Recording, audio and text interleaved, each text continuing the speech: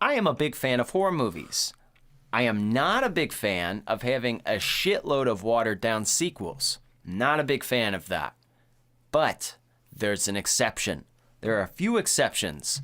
There are just a few franchises that just fall in the category of like, I don't care anymore. Friday the 13th and Halloween, all right? Now, I will judge your adaptation to say if I like your movie or not, but like, I'm not mad. I don't want to see one every year, but Friday the 13th and Halloween, we have just grown to see, like, we just expect it to be different. They're like, all of them are what you would call a retcon, where it's just, oh yeah, in this one, they're not brother and sister. Oh yeah, in this one, Jason can shift bodies. Oh yeah, in this one, Jason, it's not actually him, it's a paramedic.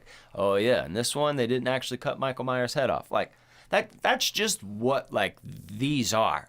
That's what you expect them to be. And I get mad at that with other ones. Sometimes it's like, look, man, enough is enough. Quit with this shit. Like, can't we just have like a good trilogy or just have a good thing?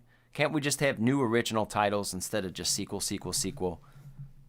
But not the case with this. And I don't know if I was just the right age, me being born in '89, like where I grew up with a lot of these tapes, and it's a lot different now. You know, if you're going to binge something, you start from beginning to end and you have access to like whatever the hell you're watching.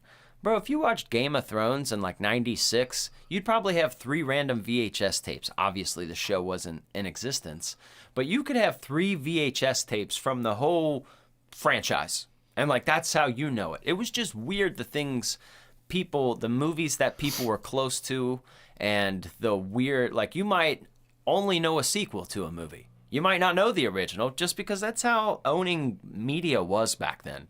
It was just random, the tapes you would have or the things that you would view.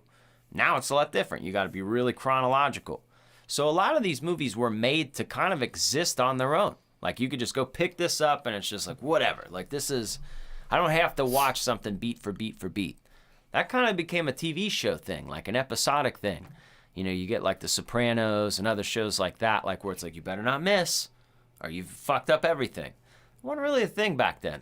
Like, people just go see a movie and then they leave. It was just it was the Jason picture. They weren't taking it so literal. So I grew up with these, so I have a little bit of forgiveness in my heart. Yeah.